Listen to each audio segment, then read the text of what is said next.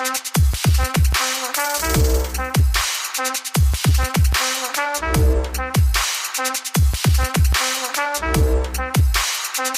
to Circular Firing Squad. I'm Marty, a counseling faculty at Kent State University and host for Circular Firing Squad. We've got 5 members, 5 questions, and 5 answers for each question. Questions are generated by each squad member and run from the loquacious to the ludicrous. Let's see who's here tonight. Hey everyone, Jenn Cook, Associate Professor, New England College.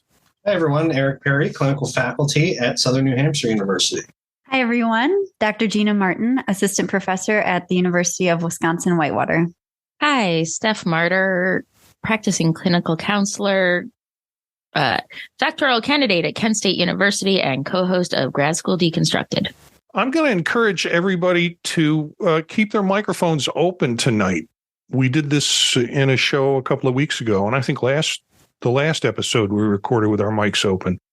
And so it'll give us a little bit more interaction. Elliot's now with us tonight. I have had some contact with him, and I'm sure he's missing us and missing the group. And we'll see him next time when we're going to do a live show that everybody can be a part of. So, Jen, you've got the first question. I certainly do. So to start us off tonight, y'all, do counselors need to be politically aware and informed to practice culturally relevant counseling? Well, I have an answer. Yes. Like if you heard the question mark in that, right? Because my caveat is always this, right? People are complex, and so are political views. And I think having some knowledge about what's going on in the country, what's going on around you, current events, all that's important. And there's a lot of advocacy that happens around the counseling profession. And working with clients, I think about it as I do culture sometimes, in that, I want them to be able to define what their politics are, if that's something they're talking about in session. I think for me, I want to be more aware of what I bring into session, right? What my views are and how that might impact me and working with my clients, because I know I have some pretty strong views about what I feel is right and my own political views, and I have to be able to separate that. I have to be able to come in with that unconditional positive regard. And for me to do that, I think I have to have a knowledge of what's going on, and also have a good knowledge of what I'm bringing into the room and how I might react to political views that are different from my own. So I would say some knowledge is important, but more so important to be prepared to learn from your client what those views are and why they might be important to them. I think, we tend to look at this kind of, I won't say we, but there's this tendency sometimes to look at culture in this really kind of myopic way. And, political views are part of that. And the client should be able to define that for themselves, and they may have different meaning than my understanding of what a particular political party or view might be. Yeah, I agree with you, Eric. I think that there has to be some knowledge, and more importantly than the knowledge around it, I think there has to be awareness. So the why behind things for you as a counselor and for your clients, because, like you said, you bring that into the room with you. And I think that that's okay. We just have to be aware of it.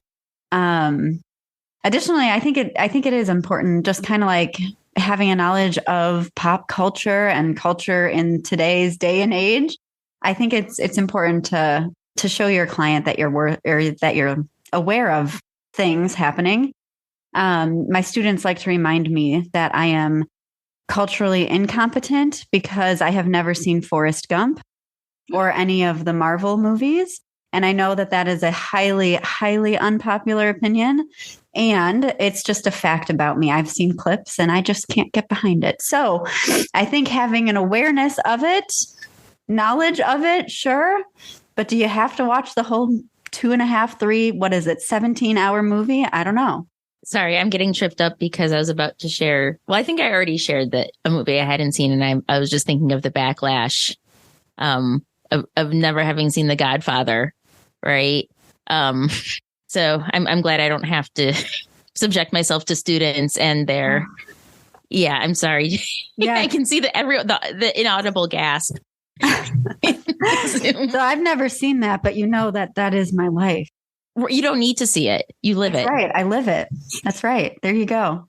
Disappointed on so many counts right now. I know. See.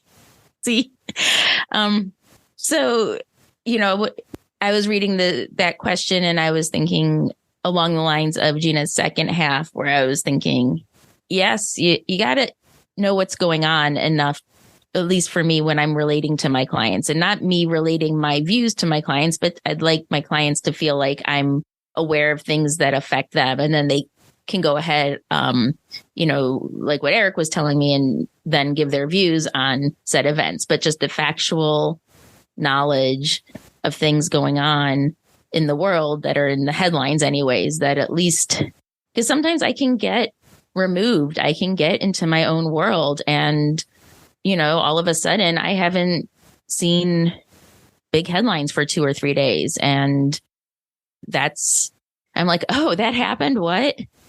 How did I miss that? And that wouldn't be great. I don't like that feeling necessarily when I am working with a client and they bring up something that's important to them that's going on in the world at that time. I mean, it's great that they can explain it to me and talk about it. I do think that it creates more of a connection sometimes with the big stuff that you feel like everyone should kind of at least know it's going on. It's helpful to make that connection with clients if you're kind of aware already. A question for me is more about counselor educators in the classroom. And that's how I interpreted it. That's the lens I look at it through it at. And the idea of being politically aware and informed to practice and be culturally relevant counseling, it's a resounding yes to me. Now, because politics is about oppression and power. And generally the kinds of things that occur in politics wind up hurting people who have little power. And as a result of that, being aware of those potential changes means that we have to address that in some way. Whether it's clinically through our clients, we have to know about it. But really, I can't see how a student who wants to be a counselor, how they cannot be politically aware and informed. It's just crazy to me to think that they would not need to be, not just want to be, but need to be and want to be politically aware and informed, because politics is about power and oppression. So, you can't get away from what we do as being political. Now, the problem is we can't talk about it in the classroom anymore without giving the other side. So it's like, let's talk about the facts, but then we have to give the other side of not true facts in order to balance it out in the classroom. So it's become a very scary space for us to be able to talk about politics and to help students become more politically aware. But it's about power and oppression. So yeah, definitely connected to culturally relevant counseling. Agreed. And I'm glad you spoke to that power and oppression piece, because I think that it's irresponsible as counselor educators and as counselors not to know that and to be up to date on it. And there are so many things that are happening in our nation and in our world that are impacting individuals directly, especially those who have the least amount of power and the least amount of resources and support to have, changes over their reality. What stimulated this question for me is that I've been aware of institutions in which faculty, program directors, chairs, et cetera, have been taking backlash for broaching political subjects that impact students and clients with their students, and, trying to give them factual information and how to, navigate these issues personally and professionally. The Roe v. Wade situation, was very recent where that overturning happened. And I've heard from a number of people who hold leadership positions within their programs take heat from administration saying you should not have sent an email about this to your students. You should not be talking about this in your classrooms. And the responses of these educators are political issues are culturally relevant issues to our clients, because They are about the haves and the have-nots and who has access and who has control and who has power. And in order to broach in a way that is culturally relevant, we have to address those very large issues that are happening in our society, which a lot of times have political ramifications attached to them. But yes, there's a lot of faculty and leadership that are taking heat for this. But for our profession, and this is somewhere where I think that our accrediting body could potentially advocate on our behalf, which is to say that we have to take a stand of education with these issues, despite whatever the state law that might say that we can't make anyone feel bad or don't say gay or whatever it may be. We have to speak these things because they are the reality in which our clients are living, especially those with non-dominant identities who are going to feel the most heat from it. So we're in an interesting space, I think, as counselor educators and as professional counselors, in my opinion, to have to be up to date, aware, and ready to tackle these structures of oppression and to make changes. I was trying to come up with a really interesting segue, and I don't have one. So I'm just going to openly admit that this question is in a completely different direction and throw it out. So what smells or scents remind you of something comforting? I was reading this question today, Eric, and I had so many things come to mind, and I was like, I don't know which ones I'm going to share. I feel like scent and specific smells and things can bring you back to a specific time in life. I think we all know that that's part of how memories work.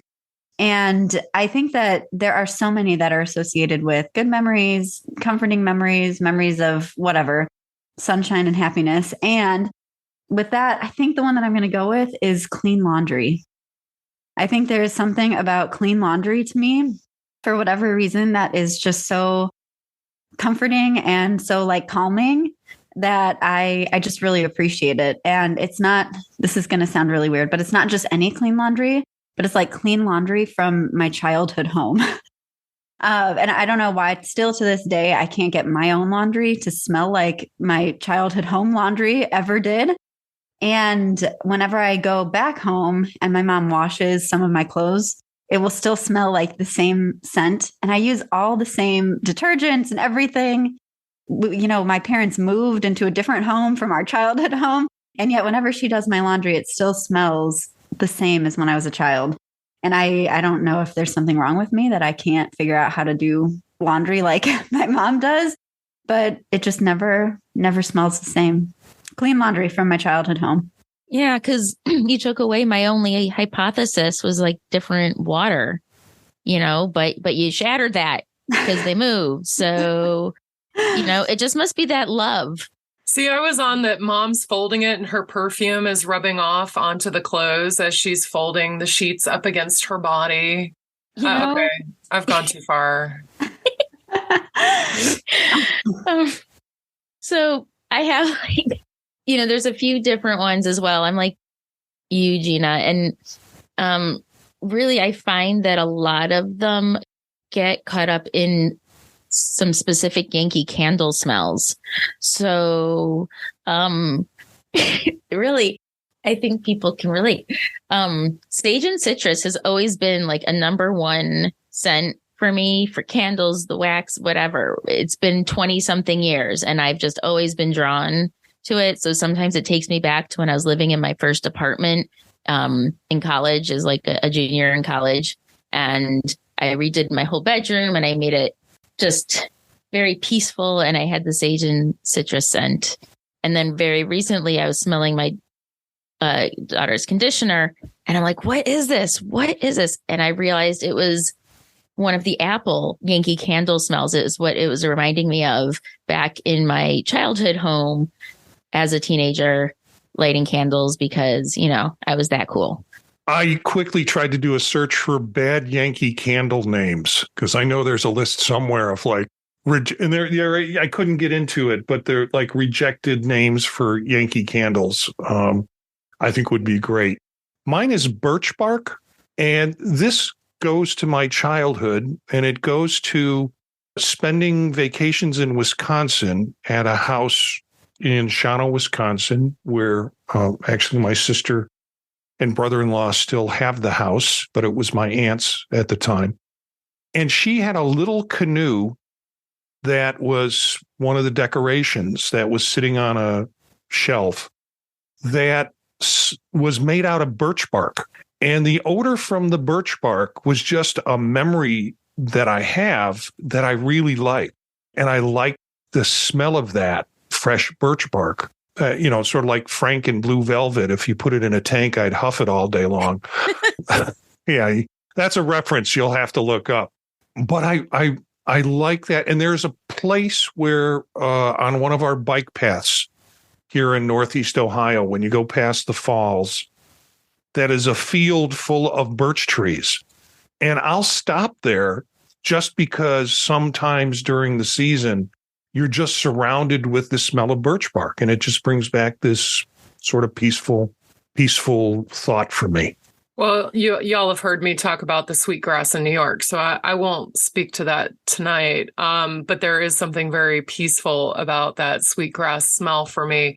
But two are lavender, which reminds me of a number of comforting things. My grandmother, my mother, some really special people and times in Colorado because, everybody's in their oils and burning things and whatnot because it's Colorado. But the scent of kind of old school, oh my gosh, it just flew out of my head. Old Spice, the men's aftershave, Old Spice, that was what my father wore. And it's weird because I don't typically smell it very often, but sometimes I'll smell it out of nowhere. Like I do not see a man for miles and I will smell it. And it's like, it brings him into the moment for me. And I think I've shared on the show before, my dad died in 1986. So he's been gone quite some time, but there will be times where that old school, Old Spice aftershave smell just comes through. And I'm like, whoa, and it just brings me back to being with my dad. Of course, there's always these mixes of smells, my parents were smokers. So these smells were always mixed with cigarette smoke. And there was always something being cooked or baked in my house. So it was mixed with that too. So the smells in my mind and in my mind's eye, I guess, are not mono smells. They're these combination smells where, you're like, okay, I'm getting some lavender and pot roast and somebody just made a fresh pot of coffee. I mean, this is kind of the world of living in an apartment building. You might get that one day when you walk in, and it's the strangest thing because all of a sudden I'm like at my parents' house where I grew up, or whatever the case may be. But yeah, apparently I have some smell complexity, but I think sometimes I can actually conjure a smell, if I need to feel comforted. I don't know if anybody's experienced that. I know that sounds weird, but I think that's why I sometimes get phantom Old Spice smells. I like it. It's interesting because what brought the question on for me was a really weird experience, actually. I was working on getting all the decorations out for fall. And, I guess the humidity had to be right and the wind and it was about to rain and, just this kind of garage smell, if that makes sense. And I had this memory of playing in my grandfather's garage, and he was a mechanic. So, there were all these different smells, right? So some of that smell complexity was probably part of it. There's the motor oil and just the fall, and it brings me back to that specific memory of playing around in that garage and him yelling at me and telling me to calm down before I knock the jack out and the car falls on him, and because he goes through the whole series of things that was going to happen. And when I say yell, he didn't yell. It was scolding while he's laughing kind of thing. And it was just a real specific memory. And I can't tell you the last time I actually had that memory. It brought back something that I hadn't thought about or didn't know I retained. And it was just interesting that specific kind of smell brought that back. This couple minutes in time of when I was, maybe 7 or 8 years old. So it was really neat. And it got me to thinking about, all of those things that happened. And it made me feel good, made me smile. So just one of those weird things. And just glad to hear about everyone else's experience. I found some bad Yankee Candle names, and I think these were actual names. Mantown, Schnitzel with Noodles, if you want the smell of schnitzel with noodles. Bright Copper Kettle, First Down, and it has a football on it, so I can't figure out what that is. whiskers on kittens and warm woolen mittens, I guess. So they had a favorite things line. Yeah. A child's wish. Bacon is one of the candle names. Don't you burn a candle to get the bacon smell out of your house? Yeah. Yeah. Well, it's the riding mower one that bothers me. Like, what a classist candle. I couldn't get a riding mower for 40 years. I had to save up. Like, how many bucks to get a riding mower and have a lawn? And to compare the smells. I don't know, all these male-focused ones. I'm thinking, I just came from a teenage hockey game. I'm smelling sweat and Aqua Velva or whatever the Dracar Noir of the decade is. I mean, God, what an awful smell. Okay, so our next question, again, here we go for another quick left turn. How do you address professional email etiquette with students, if at all? I haven't had the opportunity. Really, I mean, I co-taught a bunch of courses, but for me, it was kind of like I left it to the primary instructor to attend to that. We might discuss it, but I mean, I just kind of sit in silent judgment. I don't deal with it directly. I deal with it indirectly. So if a student sends me an email that says, Mr. Gensius, I will respond with it and sign Dr. Gensius. Or, hey, Marty, I will respond and sign with my title. And hopefully they will see that, because it might just be social norms that they're not aware of. If I attack them for that directly, then anything else I put in the email is going to be lost. So I've got to figure out which battle I want to win, the battle of what they're asking for, how they're asking for it. And I'd much rather directly hit what they're asking for than how they're asking for it. Well, in my last shop, I used to teach intro to counseling to all of the students in the program. And we had a talk on the first day of class about email etiquette because it's very important because we're grooming professionals here, right? We also talked about it in my last shop during orientation. And that was, we gave it to them verbally of like, we expect a greeting, we expect a title. If you don't know somebody's title, go high. And then, if they say, call me Bozo, then call them Bozo instead of Dr. Bozo, to give some niceties, give the context of what you were asking for, a closing and your name, and to write using a professional email address. This is the synopsis. Well, now I don't teach that course and I don't run orientation. So I usually start with what Marty described as like the modeling of, if they call me, I always know that they have no idea who I am because they've called me Jennifer, and I don't go by Jennifer. And I'll sign Dr. Cook. And if they don't pick up on that subtlety, then in our next email exchange, I will kindly remind them that they have been informed that we use titles of Dr. Professor in the program and to please address all faculty by that title, because I have no problem addressing it directly and giving the reason. And that's always important, is to say during professional interactions, we want to make sure that we're matching the expectation of the other professional who's on the other end of it. So thinking about when you're preparing for practicum, applying to sites, you don't want to potentially lose out on a site because you made an etiquette faux pas that you didn't know you stepped in something. So trying to help them to kind of learn those unwritten rules of professionalism so that they can feel more in command of these types of tasks, as opposed to feeling like, oh my gosh, I stepped in something and I was offensive to somebody and I had no idea that I was doing that. So I start with modeling and then I move to the direct because I don't want them to be uninformed. Yeah, I'll agree with what's been said here. I think I tend to connect a little bit with what Marty said earlier, and just because I get overly sensitive to it. I'm first generation, so I struggled and can remember a few times where I stepped in it. Before somebody really came to me and said, "Okay, this is what you need to do," and because it was something I wasn't accustomed to. That wasn't something that came naturally to me. So there's always been this conversation here and there about like, should we really do this in an intro course?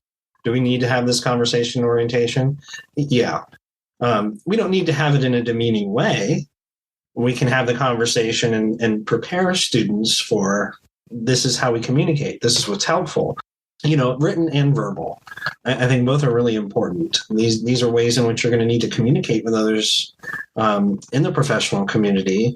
And, I think it can build their efficacy. It can help them feel better and more comfortable communicating, asking for help, asking questions, and, not feeling out of place when doing so. So I think it's really important. Eric, do you teach your students the 24-hour rule of, like, if you're mad about something, to wait 24 hours before they write you about their grade, their feedback, whatever the case may be? Yeah, I mean, with caveats, there's times where that's not an option, right? Where you need to send that communication and you might be emotional, but it's okay to get up, walk away, take a breath, get a cup of coffee, whatever the case may be. The 24 hours thing, sure, if it doesn't need to happen now, I think it's a good practice. I do it myself. I set stuff up in drafts when I know I get reactive, and that's a benefit of having that asynchronous communication, right? You can't do that in the moment, but asynchronously you certainly can. Mm-hmm. I was curious, since you all are intentional about it, I'm pretty intentional about that too, of saying it's okay to take a minute. So if I just gave you your feedback and you just read it and I get an email 14 minutes later, I'm thinking you didn't take much time to think through it before you shot off that "I'm really ticked" email. Yeah, I think these are all really, really good responses. Something that came up recently for me, what sparked this question, I have a really big assignment for multiple courses, sections of the same class due this coming week. And so this weekend I got a multitude of emails, and I'm not talking like 1 or 5. Like, I got many, many emails, and they're all panicked because they've got this big assignment due and class. And I have spent class time after class time after class time and the syllabus and the rubric explaining said assignment. And suddenly, Friday night at 8:15 p.m., everyone in the class decides to work on it. And so I'm getting all of these emails, right, that are pretty much all things that were said in class or in the syllabus. And none of them are addressed to Dr. Martin, Professor Martin, Gina, nothing. It's, hi, here's this. Here's my question. And I think that, I don't know, it started to really irk me, at 8:30 p.m. on a Friday night. And the urgency feeling of these emails was like, I need to know this right now. And so I used that 24-hour rule. I was like, I'm going to step away from this for a few minutes, take a deep breath, and, look at something else. And I think that, I don't know, my usual go-to is, like you all said, modeling it, talking about it in class, saying, this is how you address professionals. And I'm just not sure where this is coming from. It might be the panic of the assignment. It might be, who knows, that I look young. I mean, I get called a student all the time. So that might be playing into it. Who knows? It's just something that came up recently and kind of where I'm at.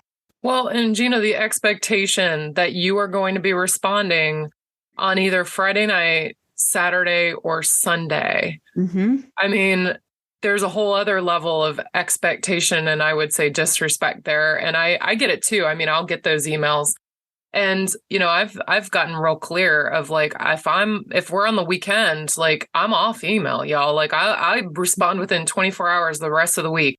You have 5 other days to write me during a time period in which you'll get a fast response, but your emergency is not my crisis, or your crisis isn't my emergency, or whatever that saying is, because I don't know. It irks me. And especially because I'm in a fully online program right now, they expect to have even more direct access to at all times. I mean, Eric's over here. Yeah. I mean, it gets even more intense there. And I'm just like, whoa, my boundaries have gotten even tighter. I'm like, no, Friday night, no. I took email off my phone, right? And I really liked having that like accessibility to be able to see what was coming in, but then I couldn't shut off the helper thing too, because I think we struggle with that sometimes too. And I would see the email and it would have language in it like, please help me. And I have a hard time not, right? And then I'm like, this is academia. You're going to be okay. one. Two, you had ample opportunity to reach out, to ask questions, especially if we met for class. Like, I'm going to leave this be. And I needed that boundary. I had to pull that off of there. So I don't have email on my phone.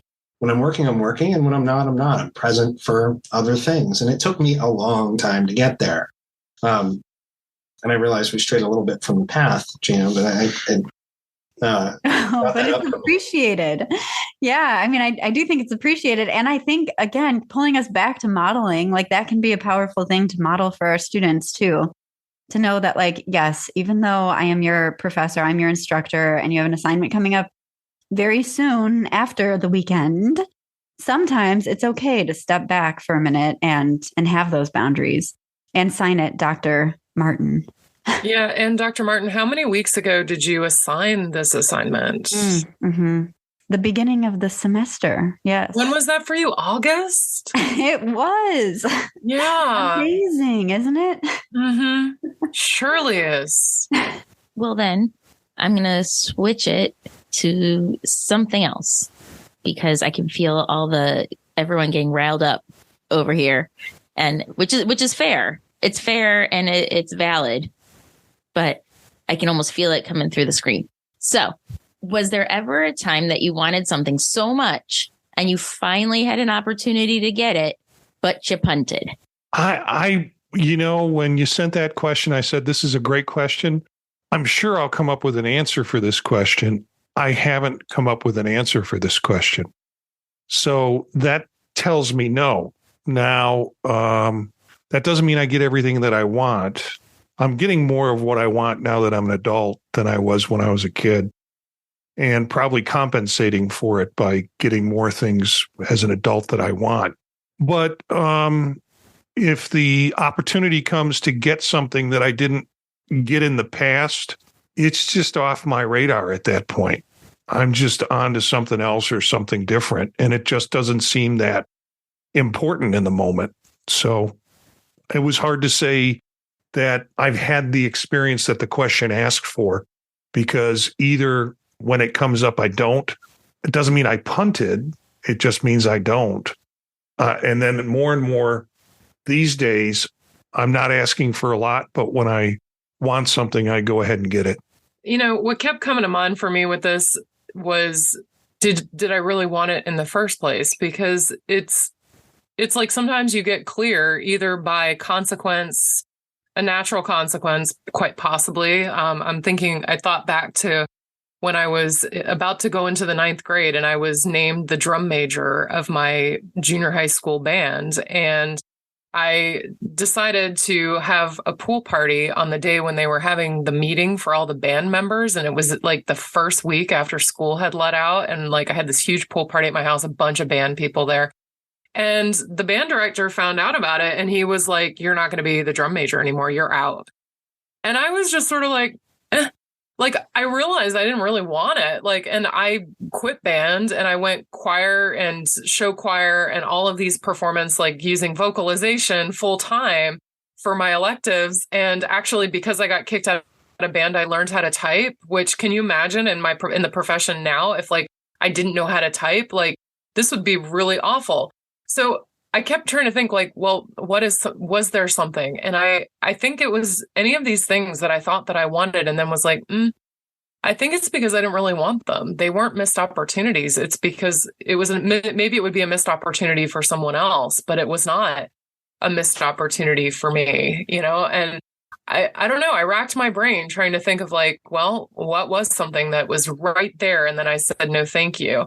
And all I could think of was somebody else doing that in my life right now, in a relationship situation. And I was like, this isn't even mine. I mean, this is somebody else who I think is, afraid, like having fear, and fear is bigger than what I believe they want. Anyway, nobody needs to hear all that. But I guess like I couldn't answer this except to say like, I don't think you really want it. Like even fear person that I'm describing, I don't think they really want the relationship. They want the fear more. It's all about those choices of like, do we want to keep the problem? I guess I go back into counselor mind of like, do you want to keep the problem or do you want to resolve the problem? And we see it over and over again where clients, students, ourselves, we find ways to keep our problems. And sometimes we decide not to, but I think maybe this is more of an example of like, I'm going to keep my problem or I'm going to go get a different one. Not the one I thought. Yeah, I like this question. I talk about how this is a safe space, right? And anybody who listens, I hopefully you can abide by that too. I have buyer's remorse a lot. I guess that means I have trouble learning, except from experience. So kind of like Marty, I think I end up pursuing things and going for it and usually getting it. And then having the recognition that maybe I romanticized this whole thing and built it up and didn't take the time to really look at what all this meant, right? What all this change was. And I think about it a lot in terms of career. I've had a lot of those kind of instances happen. And, really having that recognition shouldn't be an afterthought, right? So I tend to learn by experience. My wife has come to call me a honey badger. That's her favorite term. Because when I get an idea in my head, I'm going to do it. And, she'll sometimes try and bring up, well, maybe you should consider. And I'm like, yes, have considered. We'll move forward. Do and then regret. And I follow that pattern. So I can definitely think of a lot of instances where that has happened. But there was one that I remember just pursued this promotion. And in hindsight was just because the person who held it romanticized it for me, built it up, right? They were moving up and they wanted me to, they were kind of grooming me for the role. And, this was prior to even my counseling career. And I got to the interview process and they started talking about the job and the duties and everything involved. And I passed. I was like, yeah, no. And it was really difficult afterwards. But like in the moment, I was really proud of myself. I was like, I made a good decision here. And I never regretted it. It's just, it seems to be the exception rather than the rule for me to punt. I tend to learn from experience more often than not. For me, this was a complicated question because I can think of a number of times that this has happened in my life. And kind of what Eric was saying, it was this romanticized idea of what I thought something was. And then it was the realization of time has passed. I have grown. I'm a different person than I was. And I don't think I actually want the thing that I wanted so bad, a year ago or a few months ago or whatever it is. And I think that comes with a certain level of like insight and awareness, but there's also that like complicated feeling of like regret and guilt and like, I don't know. So for me, these are complicated experiences and I don't particularly enjoy them. I tend to try to run from them as much as possible. And when they do happen, I think it's a good opportunity to reflect on the change that has happened because things do change over time. And I think that wanting something really, really badly and like striving towards it and working towards it can have different opportunities within that grander scheme, if that makes any sense whatsoever. Okay, unmuting helps. Thank you, everyone. Actually, this was really cool listening to these answers. The question came up for me because of an experience more recently, and listening to what y'all were saying, it was like, okay, well, this does kind of encompass all of that, I think. So here we go. When I was 17, well, first we say, I think we've mentioned a few times on here that I'm a fan of the band They Might Be Giants. So when I was 17, I was in the front row. It was at Boston at the Paradise Theater. And after the show, the set list was right in front of me. And my friend's like, get it. But I'm like scared, right? I'm 17 years old in this big city venue, even if it was a smallish venue. And I'm like, I don't want to get kicked out. What's going to happen? Oh my goodness, you can't go on stage. Like I really didn't have too many experiences in my life beforehand to know like nobody's going to care. And you do that. So anyway, somebody else jumped up on stage, grabbed the set list. And I was like, man. So since then, I've been trying to like restory and create because really I've seen them in concert 11, 12 times now. And at least over half those times I've been right in the front. And for various reasons, it just hadn't happened for me. Sometimes they have actually put the set list up on stands, so you can't like just jump and grab it off the floor. Anyway, in October, there was a show that was like originally 2.5 years prior. So the tickets were on sale 3 years ago. And so I get to the show and just like always, I'm in the front row. I'm ready. Okay. What's cool is everyone's older. So there's not so much pushing and you don't have to get there like 3 hours early if you're going to get in the front, because everyone's like middle aged now and they're kind of over it. So I get there. I'm in the front row. I'm ready to go. It's perfect. There's this girl next to me standing there, and she just had like the biggest eyes. You can tell she is so excited. And I hear her story about how her parents got tickets 3 years earlier for themselves. And she was crying because she was 17 at the time and she wouldn't have been able to go to the show. And then now that it's 3 years later, her mom gave up her ticket to give to the daughter. So she went with her dad, which is also very endearing. He talked the whole time. She's just so excited. And she's just like, this is her first time seeing them ever. And, we're talking, and because we're there first, so you have that hour where you're just doing nothing. So I talked to her, and, she's very charming. She studies bees at Ohio State. Like very cool, but she loves this band. And I realized like, just going through this whole day, like she was just me when I was her age for this band, except now that she knows the other 15 years of like their catalog much better. She just knows everything. So I'm like, oh geez. So the show ends and there's this big guy next to me who's trying to like reach underneath and grab the set list. And even though the set list is right in front of me and I've wanted this set list and this would have been my time, I turned to the girl and I'm just like, go get it. Go get it. And she jumps on the stage and she gets the set list and she's just like, oh, you could just, it was very cool. I don't regret it, but I'm still kind of like half kicking myself sometimes. But at the same time, I know like it was very cool to like see somebody who wanted it that badly actually get it. Cause I also like what you were saying. It didn't mean as much to me anymore as it would mean to her. And I don't know. It was one of those moments that it was just going to be for her something she was going to remember, not just because of the set list, but, for everything that was going on. But it was nice to kind of add to that. But I'll go to the next show. Try again.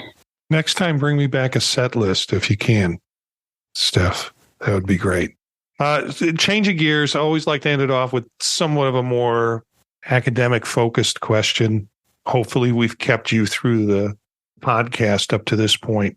What's your take on certification exams? Good, bad, indifferent, irrelevant? Meh. Necessary evil. I'm a terrible test taker. So when it came time to have to take the NCE, I was glad that my state, I took it for licensure. Colorado was NCE only state back then. I don't know if they still are, but that's what they were. And then also that's double duty back then to go ahead and just apply for your NCC simultaneously back then. So I was able to twofer right on in there. I passed, but man, it's torture. I mean, as a poor test taker, and I always have been, necessary evil. Yeah, I got to agree. I feel like we need something. It has to be there. There has to be some way to assess like basic knowledge, I guess, or retention, because that's what we're really looking at for most of these. I took the NCE also. It's been a while now. But I just, it's not I think that's like the perfect phrase, word, expression to describe it, because it doesn't hold a terribly high significance for me. I think it really does, it does what it's set out to do to some degree. But there's so much variance and there's so much knowledge in the field, it's hard to tell what's pivotal and what's not. We've talked about the complexity of this field and the history, and, it's just kind of there. Yeah, just existing. I think that's a good description of it. I don't know. I am usually a pretty good test taker, and I feel like these certification exams, it's hit or miss depending on the day. I think that students get really worked up about them, get real anxious, and I don't know if it's really worth all that to me. I just feel like there's a lot of value placed on these. And, kind of like Eric, you said, is there any real connection to how well you do as a counselor just because you pass the NC with flying colors? I don't know. And I don't know. I usually don't study for tests or exams, which is maybe not a good thing for a professor to admit. But that being said, I don't know. I feel like with these, students take so much time studying and so much effort preparing, and they always want all the books and everything else. And I feel like there's a big money-making component of it as well. And to me, I don't know if that's really that fair. So that's my thoughts on that. Yeah, all of that. Last year I took the NCM HCE, and it just felt kind of ridiculous. I mean, I understand the point. There has to be some gatekeeping in some level to let people through for all of this. But, how much you memorize certain facts really aren't going to be helpful necessarily in any way unless you remember, oh, I remember that fact. Let me go look up how to do that and try to hone my skills.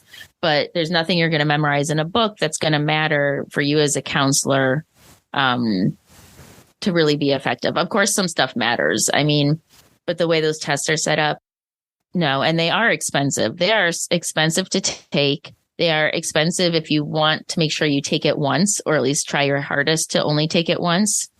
You're going to, and like for a lot of it too, it's just the practice materials are almost essential for me. I'm somebody who I like to know what I'm walking into. I like to know the way the test is set up.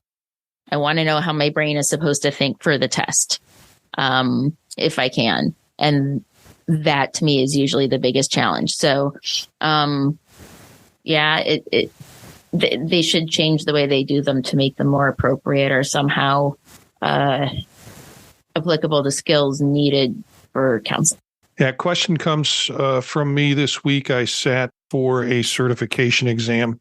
I'll be honest with you, I didn't study that much for it.